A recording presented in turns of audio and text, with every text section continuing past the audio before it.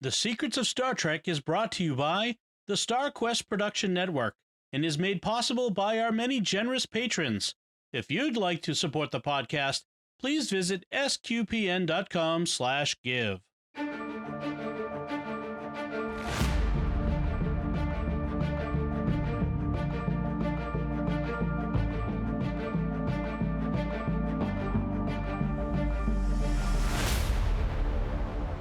Hi, I'm Dom Bettinelli, and you're listening to The Secrets of Star Trek, where we discuss the hidden layers and deeper meanings found in all the Star Trek TV series, movies, and more. And today we're discussing the very first episode, the premiere episode of the new Star Trek series, Star Trek Prodigy, called Lost and Found. And joining me today on the panel are Jimmy Aiken. Hi, Jimmy. Howdy, Dom. And Father Cory Steek. Hi, Father Cory. How's it going? Very well. Folks, be sure to share this podcast with your friends, especially your Trekkie friends who may not have even heard of Prodigy or may be interested in watching Prodigy for the first time. Help us grow this community of listeners. We grow because you share the podcast with others. We want you to make sure to stick around to the end. We do have a little bit of listener feedback, and I want to tell you about another show that's on the StarQuest Network that you will enjoy called Pray Station Portable. It's an opportunity to pray throughout the day using the Liturgy of the Hours of the Divine Office. It's our oldest podcast. It's been going on for almost 15 years now, and it's a great way to take some time out throughout the day to pray. You can find that wherever fine podcasts are found or at sqpn.com. So let's talk about Star Trek Prodigy. Jimmy, why don't you start off by giving us a recap of this episode? Welcome to Star Wars Prodigy, the most Star Wars series ever set in the Star Trek universe. On a distant prison mining asteroid, we meet a ragtag group of characters led by Dal Arel, a young prisoner. He is forced to hunt for a prisoner known as Fugitive Zero, who is a bodiless Medusan life form in a robotic shell. Apparently, Prisoner Zero has already left the human residence. The person forcing Dal to search for Fugitive Zero is Gwen, the daughter of the prison overlord and series villain who is called Solemn or the Diviner. Solemn isn't telling his daughter everything, though, because what he's really looking for is a Federation ship known as the Protostar, which is hidden somewhere on the prison asteroid. Dal finds both Fugitive Zero and the Protostar, and they use it to escape, along with the rest of the ragtag crew. To do this, Dal must avoid being killed by Dreadnought, a Sith-like robot who is Solemn's right-hand droid and the series' chief assistant sub-villain. After piloting their way off the prison asteroid through a series of harrowing dangers, one of the ragtag crew uses the word help. This activates the Protostar's help function, which is a hologram of Captain Janeway, who appears just as the ship is heading off into freedom in parts unknown, sure to be pursued by the evil robot and chief assistant sub-villain Dreadnought on behalf of series villain Solemn. The end. Yep. Okay. So that is a very good summary. Let's talk about the show in general. It airs on Nickelodeon, which is a kids network, and there was some and Paramount Plus. So yes. Yeah. It's got the Nickelodeon branding on it though. And so there was some question: is this going to be a show that's mainly for kids? Is it a show that adults could enjoy too? What do you guys think? Your overall impression of Prodigy? Father Cory? I mean, so far it is very much is not as serious as we're kind of used to with most Star Treks, but that doesn't mean it's not. I enjoyed watching it. It's fun. Yeah. So far, of course, we're making these judgments off one episode. If you watch the first couple episodes of Clone Wars, Star Wars Clone Wars, you'd say that's very much for kids, but yet it becomes very serious, very adult. Fairly quickly, and so this has that potential as well. There's actually a lot of potential I see in this to deal with some very adult, serious topics. I don't mean adult as in profane or anything like that, but adult topics. Mature. And so I think there's a lot of potential here. Obviously, it does have very much the cartoonish running through corridors and things like that, and you got the Chompers from Galaxy Quest make their appearance and stuff like that. But But I think there's very much a potential to be a serious Star Trek, even as kind of a cartoonish realm. Okay. Jimmy, what do you think? Yeah, there was concern on the part of some people that this was going to be too children focused, like it was going to be like Muppet Babies or a pup named Scooby Doo, but it's not. Actually, a pup named Scooby Doo is actually quite good. Yeah. But this isn't Captain Kirk and the Star Trek babies. The characters are teenagers, and the series is written to have crossover appeal with children and adult audiences. It is not as much crossover appeal as Animaniacs. Mm-hmm. Right. In Animaniacs, you have the slapstick and stuff for the kids, but then you have incredibly, culture knowledge dependent jokes for the adults. Mm-hmm. And they're not doing that here. But it's got a lot of crossover appeal. Adults can enjoy this. It's certainly not as slapstick as funny as so Simpsons like, say, as Lower Decks. It's taken a very different tack, and the animation is really I really like the animation. It's really good. It's a nice style. Yep. This is the third animated Star Trek series after Star Trek the Animated Series and Star Trek Lower Decks. It's the first to use CGI, and even though I haven't watched a lot of Clone Wars or stuff like that, just visually, this is very much like Star Wars CGI style animation. Yeah. I'd say if I were to compare it to something in a different, same animation but different franchise, it's like Bad Batch, which has a broad appeal. In fact, it may even be a lot like Star Wars Resistance, which was panned by a lot of fans, Star Wars fans, but had a lot of the humor and kind of giggly physical humor sort of stuff, but also eventually really got into more serious plot and interesting Star Warsy stuff. So if you want to call it the most Star Warsy of Star Trek, it has that connection to it. It's very much like that series. One thing that I like about this is the rating is TV Y7, so it's meant to be something 7-year-olds can consume, and that means we're going to be spared a lot of the woke SJW representational junk that infects everything else on TV. I mean, it's going to be understated enough that it won't just, and we won't have, unlike Lower Decks, which is otherwise a really great series, it's got all these sex references in it. Yeah. And we shouldn't have that here. We'll be spared that. Yeah. Now, apparently, this series was partly created for marketing purposes because they're thinking strategically about the franchise. Any franchise that's going to last long term needs to bring in new younger viewers as the older viewers age out. And so this is designed to help bring a younger audience into Star Trek that then, as the audience ages, can enjoy the content that's specifically produced for an adult audience. My question, though, is do you really need that? Because do you need an entry point for kids like this? Because when I was 7 years old, I was watching the original series and I loved it. It was my favorite thing. Now, maybe the media market has changed now because when I was 7 years old, the original series, I mean, it was in reruns. And so it was kind of in prime viewing time, like after school and early evenings. And there wasn't that much. We had 3 channels back then, and very little science fiction. And so, and very little stuff being produced for kids. Whereas today, multiple networks aimed at just kids. Right. And so maybe and a lot more science fiction. And so maybe today you do need an entree for younger children to discover the Star Trek franchise, but you certainly didn't in my day. Right.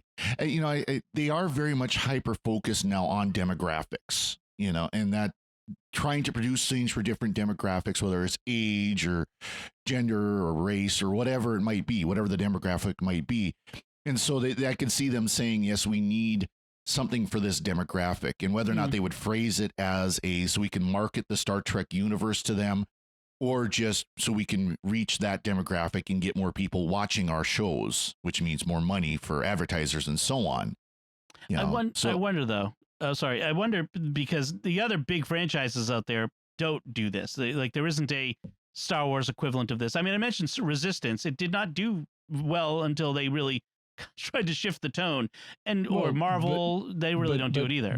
But can't you argue that all of the, like going back to the Clone Wars and like the original Cartoon Network series Clone Wars by the Samurai Jack producers, I mean, those are aimed at kids. And well, on the other hand, Star Wars is aimed at kids. Right. Well, the original, A New Hope and that stuff. I think, like you said, Jimmy, we didn't need that to get into these, and kids watch all kinds of stuff. The Mandalorian or whatever.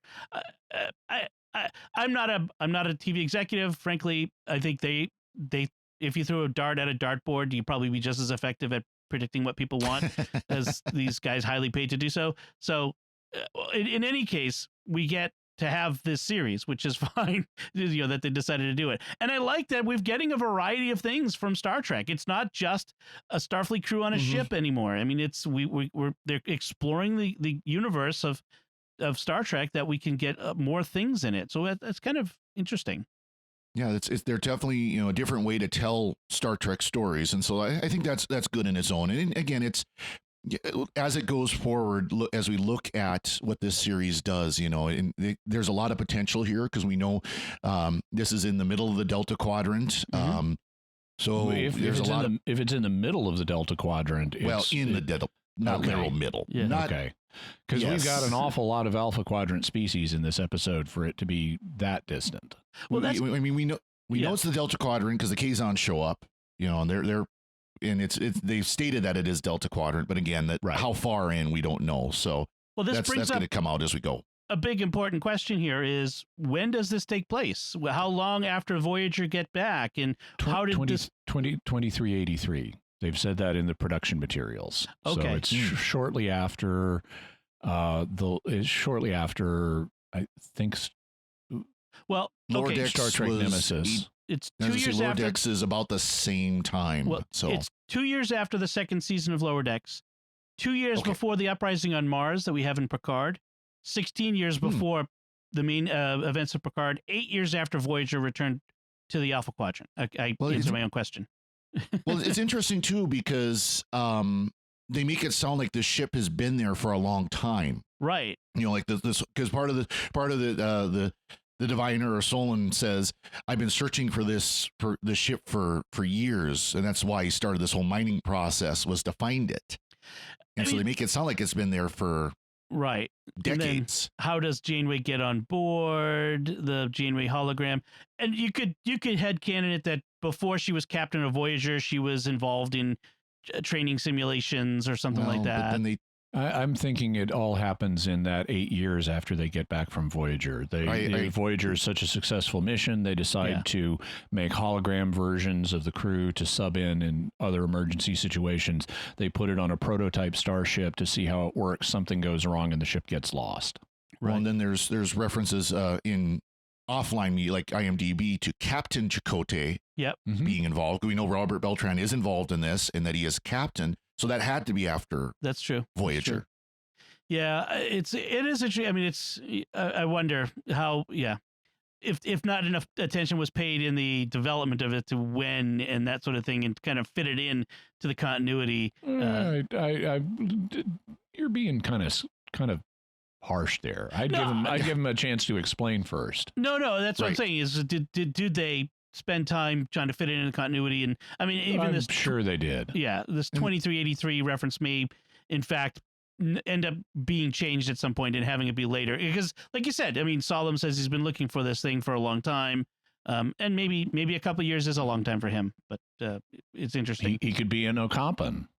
Yeah, right.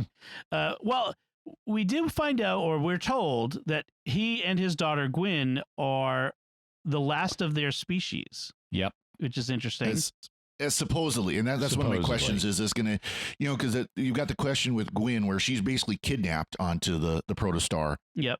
And the question is going to be, how is she going to become a part of the crew? I mean, in a storyline like this, they're going to go with that trope of she's going to be converted, she's going to fight with them for an episode or two and then she's going to be converted. And is it going to be something like she finds out that her father has been lying to her. There really are other people of this race, or she sees the harm that her dad's done, things like that. So, but it's stated in here that they are the last of their race. So I made a series of predictions after watching this first episode. Dal RL, his species, will be an ongoing theme leading to a key revelation. Right. Because he's from an unknown species. So we've got an Odo situation with him. There's going to be some revelation about his species and his people. Prediction number 2, Gwen's father and his droid will be ongoing, and she will be tempted, but will have to make a clear choice at some point. Sure. Which father just referred to. Prediction number 3, Solemn will have a special reason for wanting the protostar, and he may be from the Alpha Quadrant. Which could explain why he and his daughter are the only people of their race that they know about, because they're not really from the Delta Quadrant. Prediction number 4, Zero will be exposed at some point. Now, Zero is the Medusan, not ambassador, but the Medusan character. And so the Medusans we met in the original series, where in the episode... Is there in truth no beauty? Is there in truth no beauty, where if you look at a Medusan, there's an Medusan ambassador in that who's carried around in a box. And if you look at him with your naked eyes, you're going to go crazy. And only Spock can look at him with a visor to protect him. But then even when Spock gets a glimpse of him without the visor, Spock goes crazy. So prediction number 4, Zero will at some point be exposed, forcing someone to the brink of insanity. Prediction number 5, Murph, this is the ball of goo alien, will turn out, who just babbles at this point, will turn out to be quite intelligent and more than it appears. Prediction number 6, Rock, that's the female, looks like a big version of the Thing from the Fantastic Four. Right. And Jankum, and his name is just so Star Wars, Jankum Pog. That is so Star Wars.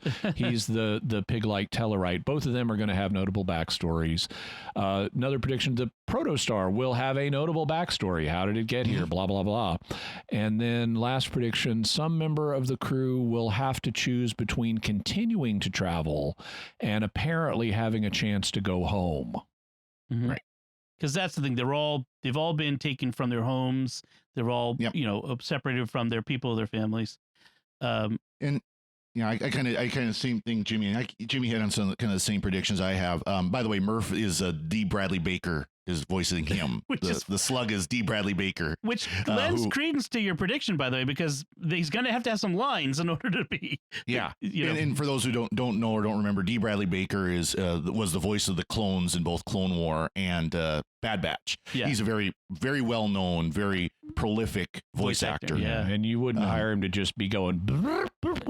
Although apparently Disney did that with Alan Tudyk in Moana. Yeah. Well, in kind of going with Jimmy's prediction on that, it's Murph that figures out a couple of things, including how to make the pew pew pew happen. Right. As they say in this, make the phasers. Fire the phasers. When all they really needed to do was turn on the deflectors, because that's the deflector's job. Exactly. Yeah. Well, they didn't know that. They haven't flown before. But, one prediction talking about the Protostars, how did it get there? What happened to the crew? Because it was sent with a crew. And this is where the Captain Chakotay, are we going to run into the crew at some point? Or are we just going to see them through like crew logs? Are we going to start seeing the personal logs? And that's where they're going to show up in this. Are they going to go back and rescue the other miners? Because, they had this Caitlin child, this Haitian kitten, basically. Yeah. And they show her all excited to see the ship take off. Are they going to go back and rescue the other miners, or are they going to continue onward and that's going to be the last we're going to see of them? I think based on similar series of children's television, I'm expecting that Solemn is likely for the most part to stay at this base. I mean, it could be wrong, or he'll have a new one. But I'm guessing the Caitian child is going to become his surrogate for his daughter, because his daughter was his primary translator. Right. And that's what we see Gwen teaching the Caitian child. She's like, every new language does this for you. Right. And so I'm guessing the Caitian child is going to be employed as as kind of a Gwyn surrogate by Solemn. A couple of things. The Solemn's last line is "Get me my ship," so I'm guessing he's leaving the base to chase them. Oh no, I took that to mean the Protostar is my ship. Exactly. Get that back for me. That's the driving force of the series. Okay. That's kind of how I took it too. Okay. Was like, because he'd been looking for the Protostar. He sees it as And his now that ship. it's been found, he wants it. He wants it. By the way, John Noble is the voice of I was going to mention I know. John Noble is awesome. If you don't remember who John Noble is, he's Walter from Fringe. Yep. And he's the guy in Denethor in the terrifying chicken eating scene from the second of the Lord of the Rings movies. That's one way to remember him. Yes, he's Denethor. Yes. The other thing I mentioned is actually, Jimmy, one of your predictions already came true, which is the Medusan was used to make someone go crazy. That's why Solemn was keeping Zero, was to use as a weapon against prisoners or a punishment for prisoners, and Lurian, which is Morn's race, to make them crazy.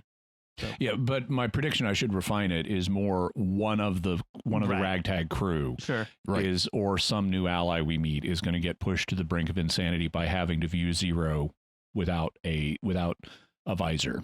Well, one of the questions that they're going to hopefully is part of that, as well as how did all of these Alpha Quadrant races get into the Delta Quadrant? The Tellarite, the Lurian, the Cation. These are some interesting questions. Like. And so the Kazon are apparently scouring the Delta Quadrant to supply slave labor of criminals and orphans to the diviner Solemn for called the Unwanted. Right. And interesting sort of a bit of a trope. I don't say that in a negative way, but a common element in stories of this type, where the unwanted who end up finding out that they are valuable in and of themselves. I want to know if they should pay this off. Now, it's bad writing if they don't, but they may not. But if Solemn is a diviner, what does he divine? We need that explained. Right. And I don't know what it's going to be, but they need to explain it.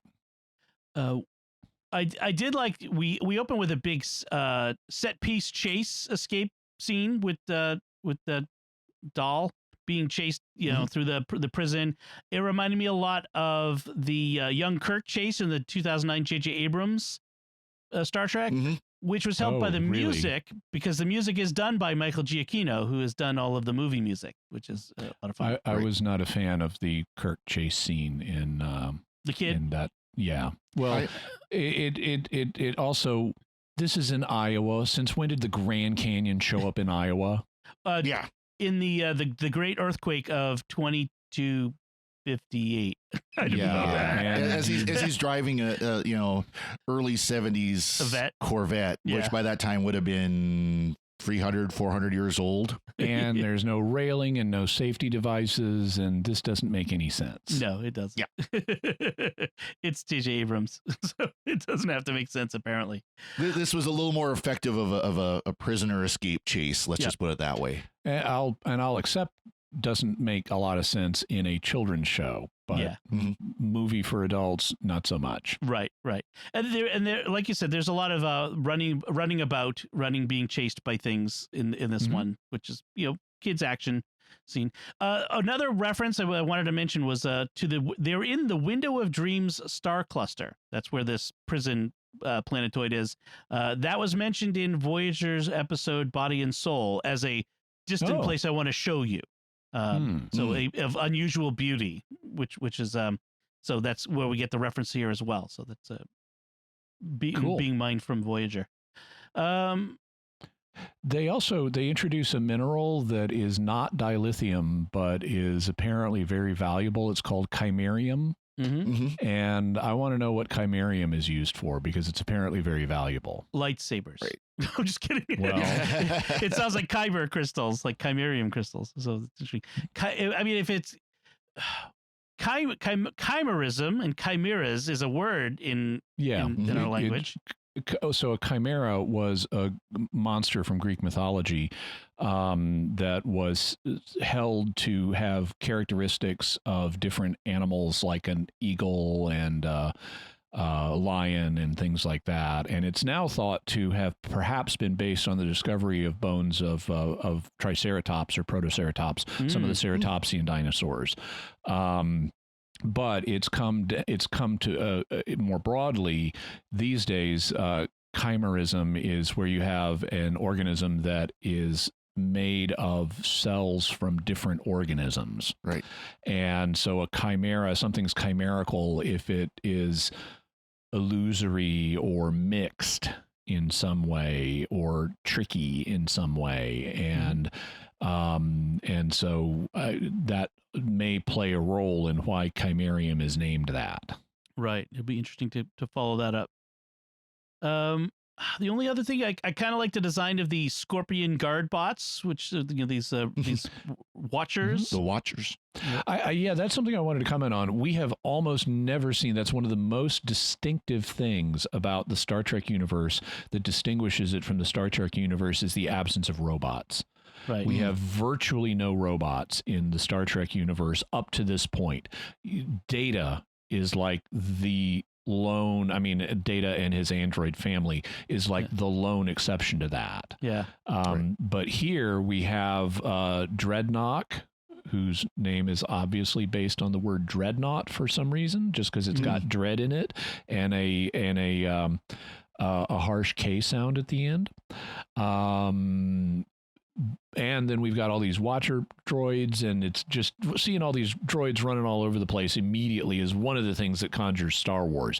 It also doesn't hurt that Dreadnought is visually similar to Darth Vader. Yeah. And Solemn is visually similar to Snoke. Right. Right. Discovery gave us more robots too, with the repair bots, and then we even got a whole short track about the repair bots. So they've been, I think they've been kind of filling it in, saying, well, yeah, we really would have more robots in the future, given what we know now. So, now do money. Yeah, exactly. And not, well, they've already done that in this, so yeah. Of course, another similarity between the Watchers and Star Wars is they can't hit the broadside of the protostar, much less someone running from them. But it is interesting that they kind of add some of that stuff that you don't normally see, and and one thing you're talking about languages, and that's, a big thing is they don't have translators on this planet. So people are talking different languages, but Dahl is one of the few that speaks Federation Standard. And so that's the part of the question of where he's from, is that his language is Federation Standard versus the other races speak their different languages and their different tongues. So it must be from the Alpha Quadrant as well, in the Federation in particular. That would be interesting. And Gwyn knows Federation Standard too somehow. Yep. Yeah. Also, one thing, speaking of technology, one thing that I did like where they're trying to think ahead is Gwyn has a programmable matter device that she wears on her. It looks like much of the time it looks like a some kind of golden armlet bracelet kind of thing, but when she wants it to, it changes shape and becomes like a sort of golden bat'leth looking thing. That was good. I like that. That was a very creative idea for that. I like that she had that with her. We see that being used. That is a nice one. I also like how they have been thinking about the psychology of these characters, and they point out that Tellarites are very contentious, and so they turn that to their advantage immediately by using reverse psychology to manipulate Jankum Pog. And so it's like, so you're right, you shouldn't come with us. It's like, oh, you think you can survive without me, huh? Yeah. Right. And I especially appreciated his use of percussive maintenance. That is a very real thing, especially in computers. Sometimes they just need to smack up the side of the head. We saw a good bit of it in this week's episode of Doctor Who as well. That's true. Yeah. That's true. I mean, there's literally sitting right on the hammer, sitting right on the console. I noticed the Doctor apologized to the TARDIS every time before she hit it with the rubber mallet. Yeah. So, Father Cory, any other notes on this episode? Just kind of one thing, when you watch the closing credits, which I think that's that's going to be the intro going forward, the scenes that they showed at the end. Yeah. Of course, some of it's stylized and everything, but one thing they show is the ship going to warp or going to some kind of hyperspace or whatever, and then the cells tuck in. So it's going to be some kind of the protostar is going to have some kind of and yes, I use some kind of on purpose because Discover or Voyager's involved. Some kind of advanced warp drive or hyperspace drive or slipstream drive or whatever they're going to call it this week, and that's going to be part of it. Kind of one thing I thought of too is, because of having the Janeway hologram, is the protostar going to be like a training ship of some sort? That's what I was thinking. Yeah, that seems logical. By the way, I forgot to mention this. The Brickar, the species that Roktak is, they first showed up in Star Trek novels as oh, really? Yeah, it was Peter David did a series of novels featuring a different captain and crew, which was really good. I really liked it, and I think that's the one that had the first Brickar of the species as like security chief. They originally appeared in novels anyway. So were the Brickar native to the Alpha Quadrant or the Delta Quadrant in this series? From the Alpha Quadrant. That's another Alpha Quadrant species then, which is interesting. So kind of curious to see how that plays out. Jimmy, any other notes? Nope. Then let us move on to our feedback. We have some listener feedback from our recent Lower Decks episode 175, Wejduj. The Afro Sam on YouTube writes, "Hey guys, love all the podcasts. I think y'all missed a trick here. When the female Vulcan is reassigned to a Starfleet ship, I'm almost positive her salute was meant to be a callback to Mariner's sarcastic Vulcan salute. Totally. Give it another quick watch and let me know if you agree." So we agree. No, at the time I thought, oh great, a sarcastic Vulcan salute from a real Vulcan. Yeah. I thought of that when I watched it, and I forgot to write it down to mention it. But yeah, you're absolutely right. It was definitely calling back to Mariner doing her little salute. And then Paul Leone also wrote on our YouTube channel, "This was probably my favorite episode of season 2. Loved your discussion of it. I wonder what a Romulan Lower Decks quartet would look like." Jimmy, you have some thoughts? Romulan Lower Decks quartet. You mean not a musical quartet, but but the characters? The characters. Yeah. They would, in all likelihood, they would each have a different personality if I were designing them, but one of the traits that would emerge is paranoia. They would be wondering who is the secret Tal Shiar agent, and someone is maybe secretly bucking to become a Tal Shiar agent. Right. Yeah, that would be interesting. There would be a lot of suspicion and backstabbing among them. That would be true. Yeah. All right. So that is our feedback. Thank you both for your feedback. We love to get feedback. We want to hear your feedback on this episode too. And that can always be sent to trek@sqpn.com. I think so the Russian Boimler, the Romulan Boimler is like desperate to get into Tal Shiar and is constantly sucking up to someone he thinks is in the Tal Shiar and is totally blowing it, because in order to really get into the Tal Shiar, you need to be subtle, not overeager. Right. That would be it. All right. I knew you'd have a little more on that. All right. As we wrap things up, I want to take a moment to thank our patrons who make it possible for us to create the secrets of Star Trek, including Mike M., Andrea M., Laura R., Mary Ellen R., and Robert B. Their generous donations at sqpn.com/give make it possible for us to continue the secrets of Star Trek and all the shows at StarQuest. You can join them by visiting sqpn.com/give. So, what do you think of this first episode of Prodigy called Lost and Found? We want to hear from you. Let us know by commenting on the show at sqpn.com/trek or our Facebook page at facebook.com/StarQuestMedia, or send an email to trek@sqpn.com. We'll be back next time when we'll be discussing the next episode of Prodigy. Until then, Father Cory Stika, thank you for joining me and sharing the secrets of Star Trek. Thanks, Dom. And Jimmy Aiken, thank you as well. Thank you, and and once again, I'm Dom Bettinelli. Thank you for listening to the secrets of Star Trek on StarQuest, and remember, fess up, you two. I know you two are in cat boots.